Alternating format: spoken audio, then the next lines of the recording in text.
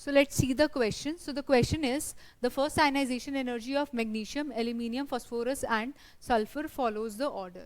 यानी कि हमको आयनाइजेशन एनर्जी का ऑर्डर बताना है यहाँ पे.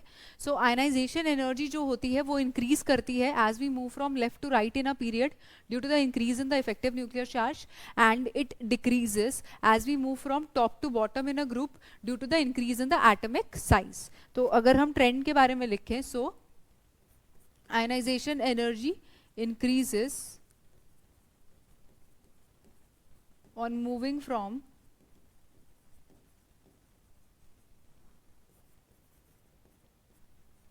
left to right in a period,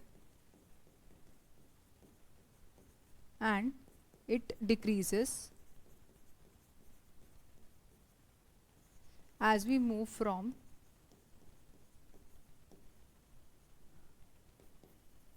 top to bottom in a group. Clear?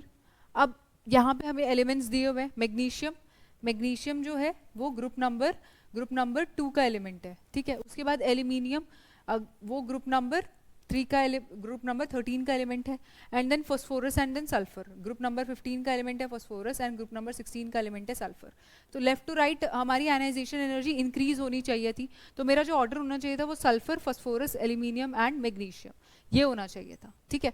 पर क्या होता है, जो फॉस्फोरस की आयनाइजेशन एंथैल्पी है वो ज़्यादा होती है एज कम्पेयर टू सल्फर, क्योंकि अगर हम फॉस्फोरस का इलेक्ट्रॉनिक कॉन्फ़िगरेशन देखें तो यहाँ पे जो कॉन्फ़िगरेशन होता है वो 3p3 इस तरह का कॉन्फ़िगरेशन होता है. ठीक है. तो यहाँ पे जो p ऑर्बिटल है, p orbital is half filled, और अगर वो हाफ फिल्ड है तो जो हाफ फिल्ड और फुल फिल्ड ऑर्बिटल्स होते हैं दे आर स्टेबल.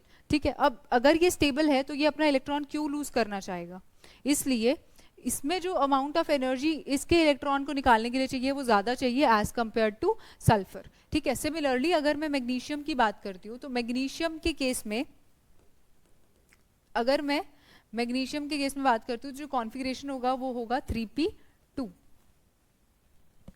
ठीक है. अब देखो, अब एल्यूमिनियम के केस में इसके केस में जो ऑर्बिटल्स हैं वो कंप्लीटली फिल्ड है. इसका पूरा कॉन्फ़िगरेशन होगा 1s2 2s2 2p6 3s2 S block element है बिकॉज ये. तो यहाँ पे जो कॉन्फ़िगरेशन होगा वो सारे ऑर्बिटल्स क्या हैं, फुल्ली फिल्ड हैं.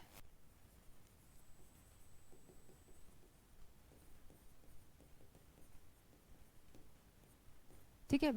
ये एस ब्लॉक एलिमेंट है मैग्नीशियम, तो यहाँ पे जितने भी ऑर्बिटल्स हैं वो सब फुल फिल्ड है. तो इसलिए मैग्नीशियम का जो आयनाइजेशन एनर्जी है वो ज़्यादा होगा एज कम्पेयर टू एल्यूमिनियम. ठीक है. तो अब अगर मैं रिजल्टेंट ऑर्डर लिखूं मैं, so the order of ionization energy it will be, सबसे ज़्यादा किसका होगा, फॉस्फोरस का, देन सल्फर का, देन मैग्नीशियम और एल्यूमिनियम में से मैग्नीशियम का ज़्यादा होगा एज कम्पेयर टू एल्यूमिनियम. ठीक है. और reason being half filled and full filled configuration. ठीक है. सो सबसे ज़्यादा होगा फॉस्फोरस का, then sulphur, then magnesium and then aluminium. So C option will be the correct answer.